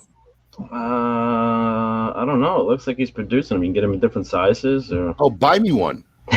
Artist grade canvas, archival links, wooden stretcher bars, UVB protective coating. I'm gonna put them all in NFTs. There you go. I got a picture of Pete Rose and Paul Schmidt up there that can come down and go right over there. But yeah. Actually, I'm going to grab one of those. I didn't even know that. Look at that. So that'd be cool to hang on your wall. Yeah, I want it. I definitely want it. We just sent you the link. I want it. So I sent it before you. So now, what happens with Ortega Cigars? Well, in terms of like right now? No, like at this time, Series D is slowing down your sales. Oh. You just fold up. Did you even try to sell the brands or sell the company, or you just folded up the company? No, not really, because I was just going through different things in my life, and for some reason I just got tired. I wanted to spend more time with the family, with the kids, and everything. I was traveling way too much. I had way too much shit going on, and I don't know. You know, when you get burned out or something. I just said, you know what, man. I need to find out what I'm gonna do. But selling it was not. Because I think I always thought that at one point or another, and remember, the reason I basically even like maybe thought about doing this right now is, I don't know if you remember, but like 2-3 years ago, the way everything was going with the FDA was really, it was looking very glim. It was looking very, so you're saying, man, you're killing yourself, you're trying to build this shit, and then, these people are going to come on, and all of a sudden, it could all go away. It could all go away. So it was just a lot of things. I said, fuck it, I need a break. That's basically. But you didn't take that much of a break because you got right back into the industry. Well, no, it's been. But you had a job. You worked. I don't know what's wrong with this industry, but if for some reason, can't get out. You can't. Listen, we talked about this. Very few Ernie, people escape this industry for you good. know, Ernie, I can name you everybody. Listen, the only people I can really tell you that kind of seemingly, at least, bro. Christian, Ernie, Azinger, and Mike Cusano have escaped this industry for good. Maybe Salucci. No, but Tim even said he's been thinking when we had him on last for Where Are They Now. He's like, I'm thinking of doing a project. Salucci's gone, but he's young, so he has time to come back. Tarano, there's one, but very seldom do they get out, and are they gone? Yeah, it's but I guess it's a lot easier. Do you burn a saint and bloodlet to get into the cigar industry? I don't know. I haven't been made yet. Oh, I gotta no, but for me, like since I'm doing my different formula now and just going like direct to the consumer, I have no interest in. I'm not interested in traveling, and I'm getting into all that stuff again. So, and basically, what I want to do is just build it up a little. So, because I mean, I'm 61 now, so I'll be retiring in another 3 or 4 years. So, if I can build it up where it does X amount of business, retirement fund. It's while it's fun to actually run it, and just retire and just something that you can do. E-commerce is great because of that. It's if you don't want to be the next mega Amazon of cigars or whatever, and you just keep a formula where you want to just make X amount of, It's literally funny because I was talking to Alex about this literally yesterday when he was asking me.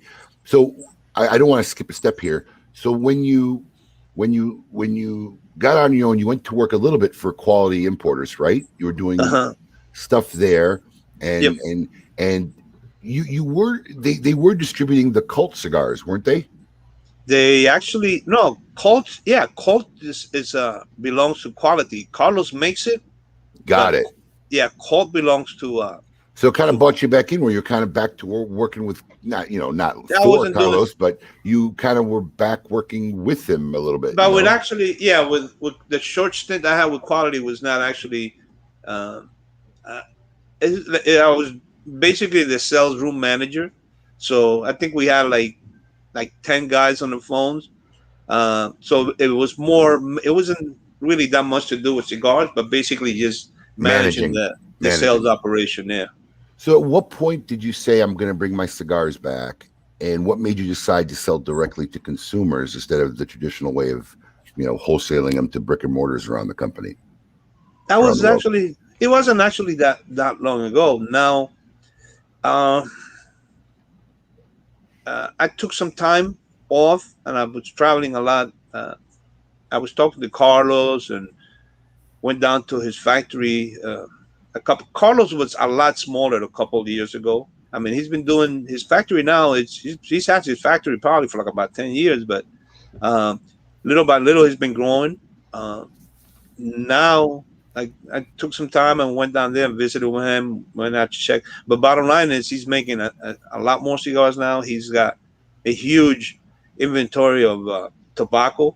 So I just needed to make sure that if I was going to do anything, the raw material was going to be available, because making it there with Carlos at Tacasa, I consider it if it was my own factory. I mean, I'm taking turns with him now because he's getting up there too, and he doesn't want to be traveling. So he goes for a week, I go for a week, and we take turns. There's a lot of things that are happening down there at the factory. So I went down and worked on a lot of blends, checked out, making sure that there's going to be plenty of tobacco. And I said, you know what? It's a good, and when I went down, I still had like a lot of inventory of rings and stuff from the old packaging. So I said, you know what? Maybe it's a good time for me to do this. So I said, let's give it. I just know for a fact that it's not going to be before where I'm going to be traveling. I've already shipped to a couple of friends. I got friends that have stores, and they told me, Eddie, you know, I don't care, man. If you sell it direct, I'll put them. I want to have them here. So, but my biggest thing is I just want to sell direct because I just want to keep this. It's a small scale. I don't want to be the next, you know, Pete Johnson. Yeah. Well, yeah, yeah. He scaled up pretty good. Eh? I said he scaled up. Yeah, he scaled up pretty good. So your website is www.ortegacigars.com. Yep. And people can go there directly. And is there anything other than the Series D there right now, or is that the only cigar that you currently have in the portfolio? No, I have some other stuff in stock. Is Cubao there? Cubao is there, yeah. Oh, Cubao is there. Okay. Yeah. So let me ask you this question for our fans who knew the old brand. How similar, or did you even try to attempt to make it similar, the current Series D to the Series D that you originally launched? I try to make it similar in the sense of tobacco's used. No, not even that, because it's just impossible, especially being as long as it was. But the profile wise, you know, like if it was like, you know, medium to full or whatever, The final product. Yeah, but besides that, I mean, I'm not gonna bullshit and say, yeah, I found some, you know, leaf that it was left over. I don't. You had some tobacco in your garage you've been holding on just in case you I don't to do get that back. shit. You know, it's a great cigar. I'm taking my time making you know, making sure that you know it's well made. I like them all. I like the way they taste. I like the way, you know, the way they smoke. So all I can hope for is that people like them out there. And I've already told guys, because everybody's posting pictures. Hey, Eddie, I got mine. You know, they taste like this and all that. You know, but I'm not gonna bullshit and say, yeah. You know, I still have a couple of bales from when I used to make that, and I've saved them just because I knew this time was coming. So that's bullshit. So.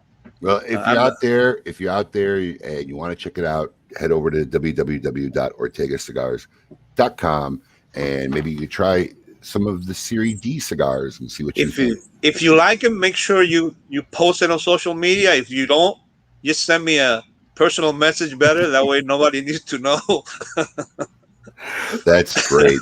So we're getting ready to bring on an old friend. So he'll probably be happy to see you. And we're going to have a very special segment later in the show of Tail of the Tape, a special edition, one episode show. And maybe you could be the judge, Eddie. So we'll see how it goes. But right now, let's bring Coop on and see what is the scoop with Coop this week. Hey, yo, what's my theme music? The Scoop with Coop. Breaking industry news. Hear it first on KMA Talk Radio and cigar-coop.com.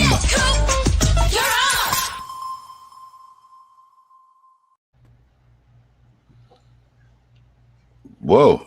Cool. Look at that. He is poolside. Is that a pool behind you? Joining us live from Central Florida is William Cooper. Coop. Yeah, I'm actually indoors because a lawn service decided to do some work next door. It drives me nuts. Yeah, so but the pool is back there. So unfortunately, I had to give up my cigar to come in here. But what's up, Coop? How's the trip been? it's been really good.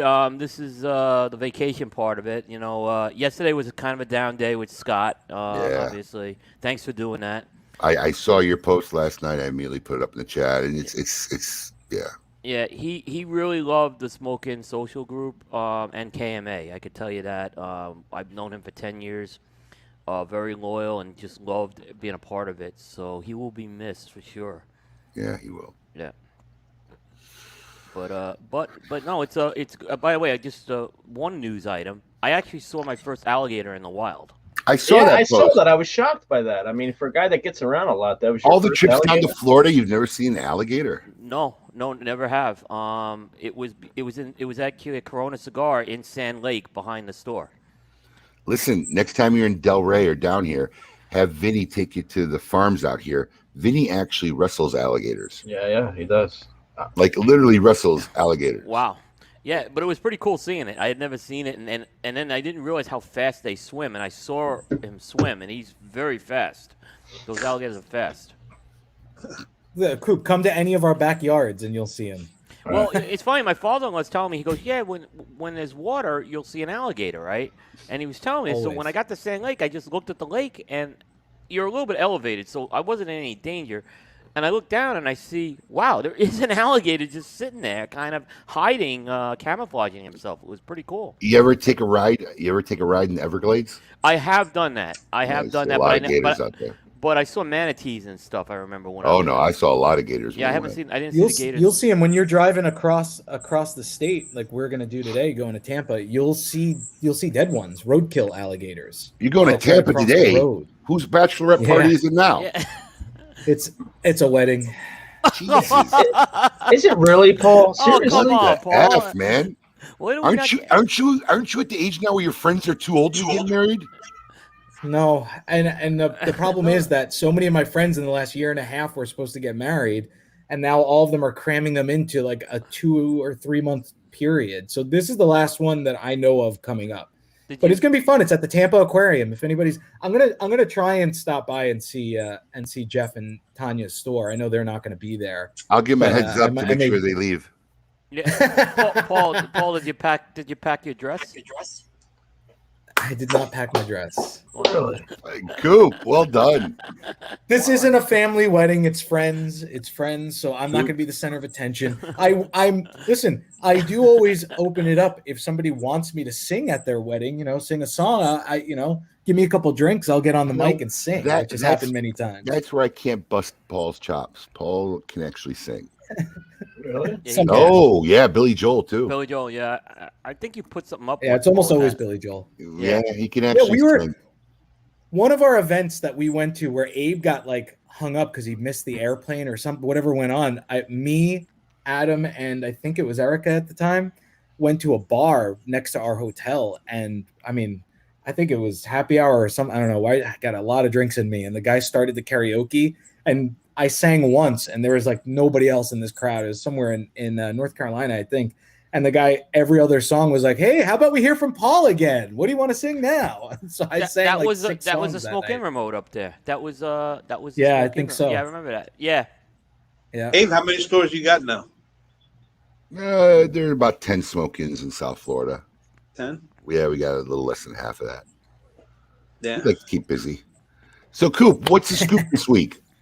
Yeah, what else is going on? The big news that came out this week sort of came out yesterday. There was a joint statement issued by a group of manufacturers who are going to the PCA trade show, and they basically, the statement said, "We're going to the trade show, and here's why you should go." And it was a lot of the leading manufacturers that were in there, a lot of the staples. So obviously, Carlito Fuente name in there, Rocky Patel, Alan Rubin, and among others. And it was the first time that has happened ever. Like, they've never kind of done that. Now, it brings the questions why they're doing it. Obviously, it's the first trade show in 2 years. We're coming out of the pandemic. The whole thing about the Big Four leaving last year. The year before, it's the first departure. Yeah. It's the first show after their departure. It's the first show after their departure. It's the first show after the consumer debacle. So that, they are saying that attendance, there's signups for attendance. But I'm still, if signups for attendance are good, there obviously is a need for more attendance to kind of put something together like this, is my interpretation. Well, I think it's a critical year for the PCA. I think they know it. I think no matter what their attendance is, they want to show solidarity. I mean, look, like I said, I haven't gone to the PCA in, I don't know, over a half a decade, and we're going this year. So, I mean, I think it'll be interesting to see. I think so too. I've heard of retail. A lot of retailers I know are going, but a lot of retailers I know are only going for 2 days, and they're going to head back to their shops Sunday night. Yeah, you mentioned that when you were here. I'm like, I can't imagine spending all that time and money getting out there and leaving Sunday. It starts Saturday. Mm-hmm. I mean, that's a little surprising. I mean, I know some people are still like, hey, we're back in Vegas. They want to make a Vegas weekend, or so they want to use Vegas, because they like going to Vegas. But others I heard are some of the smaller guys are going back to their shop Sunday night. So I think when we look at attendance, those last 2 days are probably going to be there's going to be a lot of attention if it's low, and that's what happened 2 years ago. That'll be interesting. What else is in the news? Well, this is one kind of, I guess, interesting as Eddie's on, but this week it was officially announced that 601 Black will be making its official return at the PCA trade show. 601 Black was a Connecticut shade cigar. Eddie, you actually gave me a 601 Black. I remember you did an event in Charlotte years ago, and I love that cigar. Eric's bringing that one back? He's bringing that one back. He actually kind of did a soft release for Lazona Palooza back in November, and those were made available to people who were attending the virtual event, and then some of them went to a few retailers that were left over afterwards. They're bringing it back. The plan is it's going to be an annual release, so it's not going to be a regular production release. They're going to release it once a year. And they're going to put it in. They have new box design for it. It's a nice, sleek black box they have, and they're only releasing one size, a 6x52, which Hector told me is slightly thicker than the original one, which was a 6x50. So you can expect to see that kind of being showcased at the PCA trade show this year. Interesting. What else you got, Coop? I don't even remember the first round of 601 Black. I remember it was a Connecticut. The Connecticut. I might relaunch X again. No.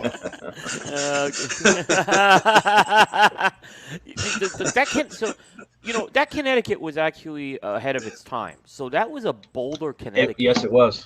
Yeah. So this is, today you see a lot of these Boulder Connecticut's, but back then there weren't a lot of those. And I remember when I had that, and it was a very different Connecticut. It was very unique. But I think what I heard is people said maybe it was too far ahead of its time, where people weren't ready for that. And now with these Boulder Connecticut's in the marketplace, there's now there's a market for it, so they're going to take advantage of it. Interesting.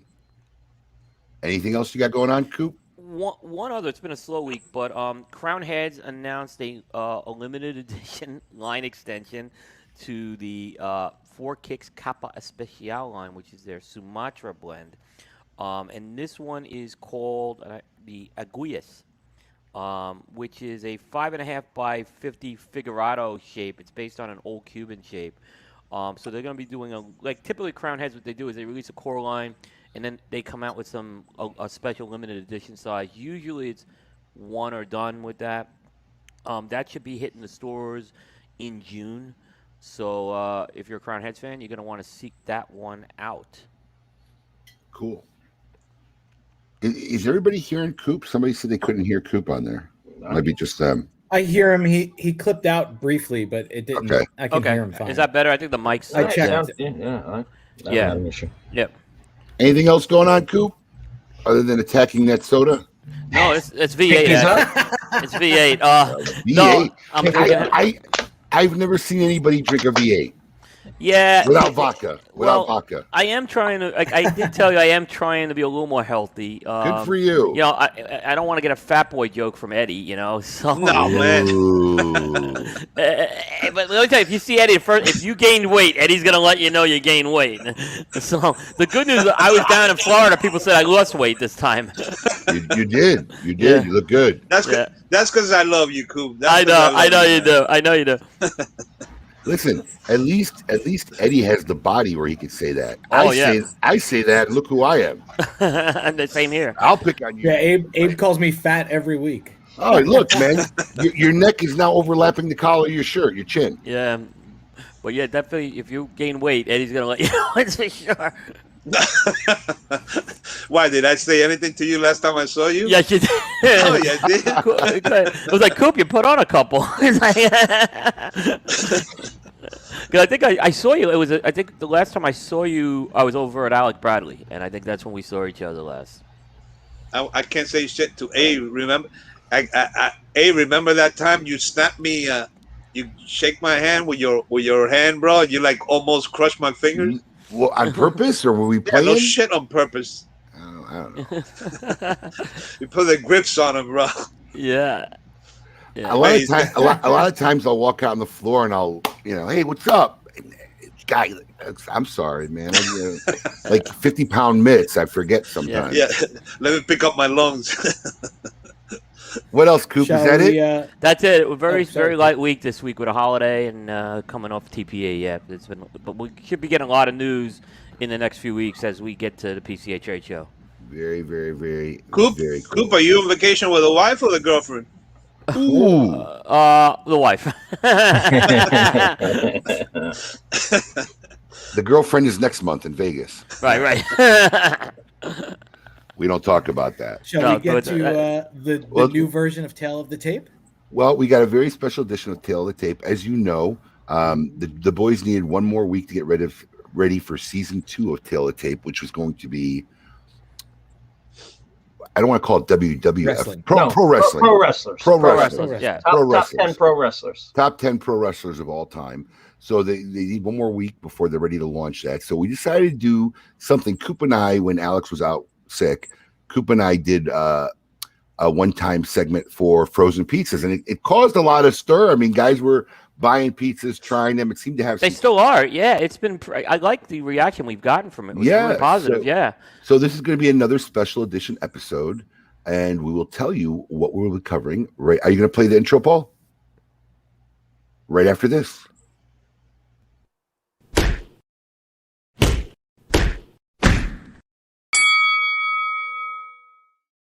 So over the years, throughout KMA, from time to time, we will talk about what seems to be a hot button topic amongst everybody I know is cereal. All right. Cereal just seems to be something that everybody has their favorites and what's the best. And, we got banned from eating cereal early on growing up because like cereal boxes became like single serving packages for my brother and I. So, my dad's like, stop bringing this home because you guys are just abusing the hell out of cereal. So, Paul, do you want to MC the order and how we want to tell what our favorite all-time cereal is? And Eddie, you could throw in your mix and judge maybe on critique our choices here. All right. Okay. All right. I think we should start with the OGs first. So, Alex, why don't you tell us what your favorite cereal of all time is? All right, so my favorite cereal of all time. I had to draw deep into my inner childhood. Admittedly, I don't eat cereal anymore, and I don't use milk for anything. But I went with Fruity Pebbles. Fruity Pebbles, two of the greatest brand ambassadors of all time, Fred Flintstone and Barney Rubble. As I always do in Tale of the Tape, my only critique with Fruity Pebbles is you have to eat it fast. It does get soggy, but a crisp spoonful of Fruity Pebbles is about as sugary and delightful as you can get in a child's cereal. An excellent pick. Go ahead, Coop. All right. So, Paul, do we have the same one? No. Okay. So our listeners know none of us shared with each other what our picks were. Okay. Well, Paul asked me. I know everybody's. Paul knows everybody. Paul knows Yeah. everybody's. Okay. So okay. So my pick goes back to the 70s. Okay, of course, right? Of course it does. And it's got to be a sugar. It has to be a sugary cereal, right? But in particular, this very sugary cereal with a character on it. Sugar Smacks. No. So I wanted a cereal like. So when I was younger, I would watch All in the Family, like, and I didn't understand half of it back then, right? But Archie Bunker was kind of a caricature, and Archie Bunker's favorite cereal was Fruit Loops. And I wanted the cereal that Archie Bunker ate. So I wanted Fruit Loops completely. Like, my mother didn't want to get it for me because it was loaded with sugar, but occasionally I got a box of them. So I'm going with Fruit Loops. Again, very sugary. I like eating. You can pop those right out of the box, like without even milk. It's like, I agree. You can. It's a great. It's harder with the Fruity Pebbles because they're smaller, right? But these you can just pop them, and I've seen it used as a baby snack. Yeah, absolutely. Yeah, and I'll tell you what. it. I'm in my 50s right now. I'm not ashamed to admit I love Fruity Pebbles. Excuse me, Fruit Loops, and both. I love both, but Fruit Loops would be my pick here. Good pick. Am I going next, Paul, or you want me to save me for last? Yeah, go ahead. All right. So look, this both commendable, right? Though I do think that the alter variation of Fruit Loops that's superior, that's kind of similar, is Apple Jacks. Apple Jacks was Apple. It's not my pick, but Apple Jacks is like the variation I like better than Fruit Loops of kind of the same cereal. And one of them, but there were so many, between Golden Grams, Fruity Pebbles and Cocoa Pebbles were up there for me because part of my choice is the milk that you drink when it's done. And that creates, but as I got older, it became a little too sweet, especially the Fruity Pebbles, right? A lot of great cereals. It's really hard over time, but the one that's in my cabinet today that we eat, I don't eat, my kids love it, but I do sneak a bowl every now and then because as I got older now, I become a little milk intolerant. Cinnamon Toast Crunch. Great pick. This cereal here, which has a lot of components of a lot of my favorite things, the cinnamon from Apple Jacks, Right. the graham from Golden Grams, the content, and even because Alex mentioned the sog factor, even when it gets soggy, the ridges stay a little crunchy. So you got like a little soggy and crunchy going on, and it makes for a great drink at the end of the bowl. So I gotta say, one of the all-time currently right now in my opinion, is Cinnamon Toast Crunch. Good. Has everyone That's noticed actually there's a trend with all these, reason. all sugary and all that nutritional value? It's got a lot of components of a lot of my favorites Yeah, all in one. yeah, I like it. Yeah. I'm sure Paul has grape nuts or something. Spoon-sized shredded Was wheat. was grape nuts, like, first off, grape nuts came in a box. Hold on. Grape nuts came in a box this big. Yeah. And did that last for a month? Yeah, it was millions of How them. could there still be another bowl of cereal in this box? Right. And it was like eating concrete. There were no grapes in it either. It was Yeah, I don't know what a grape nut Which is. is a strange. Yeah, strange thing. So my pick. So growing up, I wasn't allowed to have sugary cereals, but once in a while I would get this cereal It as a explains a lot. treat. And now as I'm older, we don't really eat cereal. I mean, my wife buys cereal for the kids as like a snack. We don't really eat it like as a breakfast food, like you said, Abe. Like we'll buy a box of Cinnamon Toast Crunch. It'll last us 6 months because we'll just give them 1 or 2 of them. But for the classic nostalgic feeling that it gives me. And because it was the one sugary cereal that I was allowed as a kid, and I love the branding and I love the voice actor for many, many different reasons, I picked Frosted Flakes. I knew you would go with that. Lee Marshall. Yeah. Lee Marshall, the wrestling announcer, was the voice of Frosted Flakes. Is that true? That's very true. It's very true. Lee Marshall was a WCW wrestling announcer. Well, who did you think it was? Because obviously you didn't think it was Lee Marshall. Charles Ravencroft. Who was the voice? Now I have to look it up. Now you got to check. Or maybe Lee Marshall was the first. Lee Marshall was definitely a voice of Tony the Tiger. Thurl Ravenscroft was the. I mean, Coop, you want to bet? so I'll bet you that Lee Marshall was the voice of Tony the Tiger and Frosted Flakes. Yes.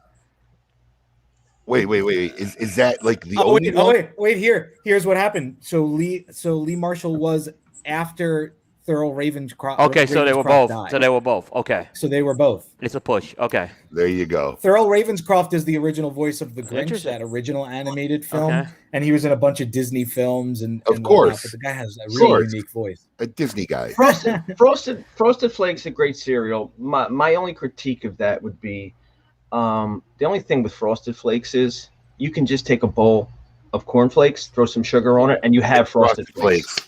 You can't do that. It's not with the same. They melt it on there. It's similar. It tastes similar. And listen, you can't recreate Fruity Pebbles or Fruit Loops or Cinnamon Toast. And if you're pouring the last bowl of Frosted Flakes, then you get it both. You get the Frosted Flakes and the sugar poured all over on top. Ton of sugar. When you get at the end of that. Exactly. Oh yeah. I got to give honorable mention. Really I got to give honorable mention to Crunchberry, Captain Crunch. Yeah, Captain Crunch. Got to give a little Captain Crunch, peanut butter crunch, Crunchberry.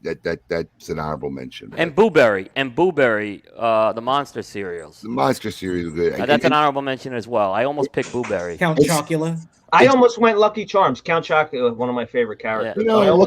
My kids love Lucky Charms. Yeah, Lucky Charms never did, but Smacks, Sugar Smacks, the bear. Those were good for a while. Oh, they were good, yeah. Post up your favorite cereals. Tell us what you think about our choices. Yeah. Eddie, favorite cereal of all time? Fruity Loops. Fruity Loops. That's a new one. Fruity Loops. I don't eat because I haven't eaten cereal like forever. But all the ones that you've mentioned, I love. Actually, those are the ones that I ate, but I haven't eaten them in years, man. Years. Yeah. I don't eat sugar, period.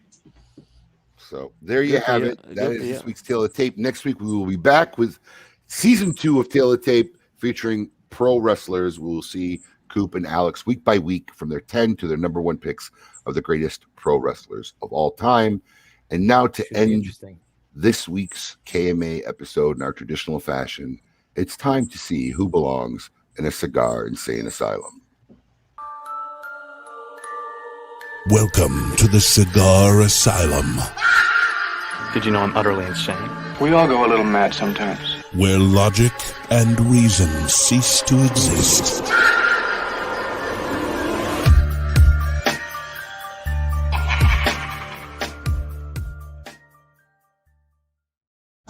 Okay, everybody, this week's inductee gets what she orders, or else.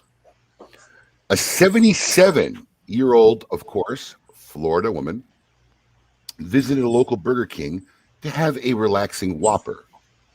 If Whoppers are relaxing, and that's your thing. Instead, she had her day ruined. Yes, according to reports, Judith Ann Black of the Villages was unhappy with her Whopper. So unhappy that she started screaming at the employee who gave it to her. When her shouting was met with calmness, Miss Black was infuriated and then allegedly started shouting expletives and racial slurs at the employee. Man, nobody gets paid enough for that, for serving a Whopper. When the employee turned away to remove herself from the situation, Black threw the defective sandwich right at her. Police were called, and when Black was questioned, she admitted that her actions and explained that the tomato that was on her Whopper was too thick. Do not serve thick tomatoes on sandwiches. The employee wasn't doing anything about it, and now Miss Ann Black, you are facing felony charges of assault with a deadly Whopper. Correct? Congratulations, Whopper Pitcher Lady. You are this week's inductee into the Cigar Insane Asylum. And there you have it. Eddie Ortega, thank you so much for coming on. Yep, It's always good to see you.